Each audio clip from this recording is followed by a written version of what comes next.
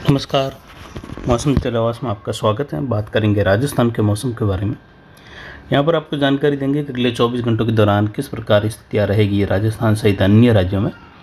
फिलहाल देखें तो राजस्थान के ज़्यादातर क्षेत्रों में मौसम शुष्क रहेगा, लेकिन कल की तरह आज भी कई जगहों पर जो है बौछार, बूंदाबांदी, मेघ गर्जन की संभावना है। एक दो स्थानों पर हल्की मध्यम अंधड़ की भी संभावना रहेगी। बादलों की गहराई ज़्यादा ऊंचाई तक नहीं रहेगी, मध्यम स्तरीय बादल बने रहेंगे। ऊंचाई पर देखें तो यहाँ पर जो है एंटी साइक्लोनिक सर्कुलेशन बना हुआ है और एक उत्तर पूर्वी राजस्थान के आसपास सर्कुलेशन की स्थिति है।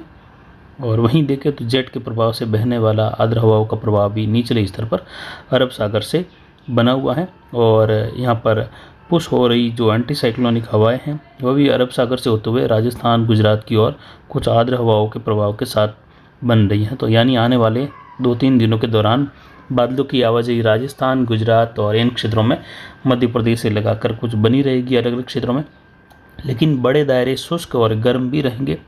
कहीं कहीं बूंदाबांदी या एक दो स्थानों पर मेघ गर्जन, कुछ खंड वर्षा की संभावना है। कल की तरह आज भी बीकानेर, कुछ सीकर, जयपुर संभाग, इसके अलावा देखें तो पाली, जोधपुर संभाग, उदयपुर, बांसवाड़ा संभाग, इन क्षेत्रों में कहीं कहीं बौछार बूंदाबांदी की संभावना रहेगी। ज़्यादातर इलाके शुष्क बने रहेंगे। एक दो स्थानों पर हल्की मध्यम बौछार बूंदाबांदी जैसी संभावना अलग अलग जिलों में कहीं कहीं होने की संभावना सीमित दायरों में रहेगी। ज़्यादातर शुष्क और गर्म मौसम, बादलों की आवाजाही वाला। 2 दिन बाद जो है इसमें और कमी आएगी और शुष्क गर्म मौसम लगातार बढ़ता जाएगा और फिर जो है एकदम से साफ मौसम की अवस्था, छुटपुट कहीं कहीं सुबह वाले बादलों का आवागमन, स्थानीय हवाओं में मौजूद कुछ रात्रि के दौरान नम हवाओं का प्रभाव बढ़ते हुए ये बादल देखने को मिलेंगे। दक्षिण भारत में वर्षा की गतिविधियों में बढ़ोतरी होने वाली है और यहाँ पर आने वाले दिनों में भारी से अति भारी वर्षा या अतिवृष्टि की गतिविधियाँ केरल और तमिलनाडु के क्षेत्र हैं, कुछ कर्नाटक, गोवा के आसपास के क्षेत्रों में देखने को मिलेगी। तो वहीं पूर्वोत्तर राज्यों में भी आने वाले दिनों में भारी से बहुत भारी वर्षा की गतिविधियों की संभावनाएं चौथे सप्ताह के दौरान बनती हुई दिखाई दे रही हैं। लाल कलर का जो उत्तर पश्चिम भारत पर एक दायरा बना हुआ है, यहाँ पर आने वाले दिनों में तापमान 49 डिग्री से लगाकर 52 डिग्री प्लस जाने की संभावना ज़्यादा है।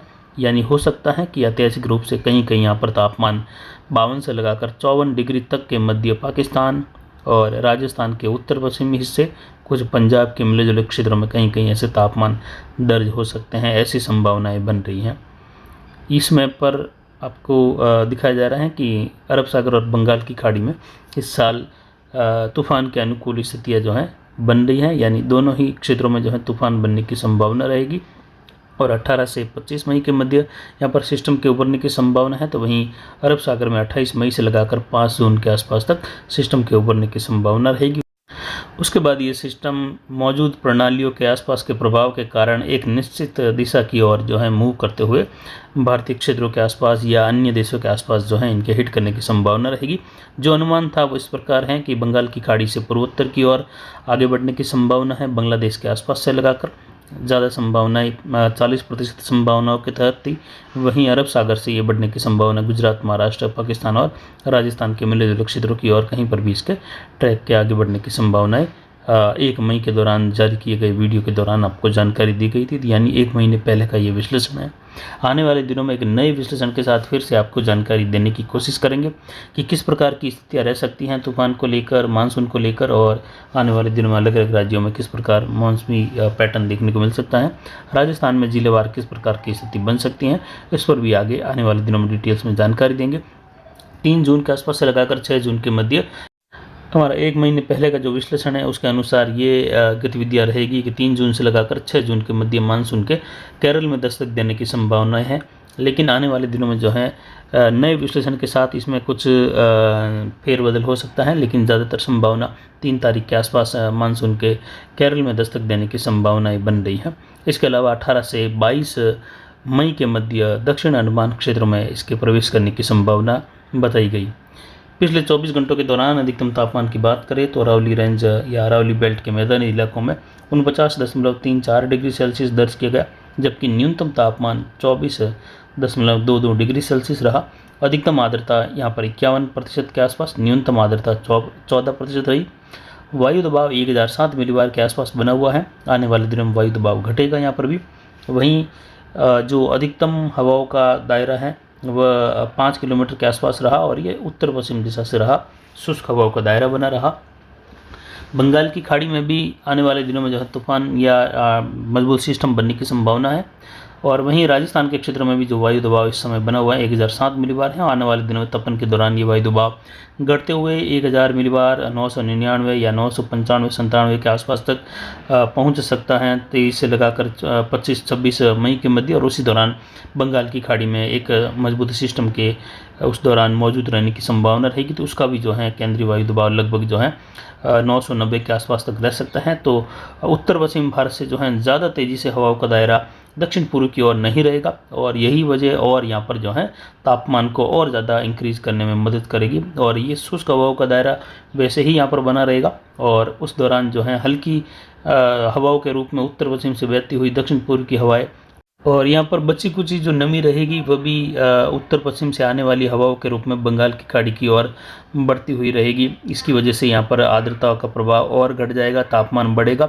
और आने वाले दिनों में देखिए तो यहाँ पर राजस्थान के पश्चिमी इलाके हैं, उत्तरी मध्य इलाके हैं, कुछ दक्षिण पश्चिम अरावली रेंज के बेल्ट के इलाके हैं, वहाँ से लगाकर भीषण गर्मी का माहौल देखने को मिलेगा आने वाले दिनों में राजस्थान के अधिकतर भागों में। और पंजाब, हरियाणा, दिल्ली, उत्तर प्रदेश तक तापमान बढ़ने की संभावना है। दिल्ली में 50 डिग्री तक या इसको पार कर जाने की भी संभावना इस साल ऐतिहासिक रूप से बनती हुई दिखाई दे रही है।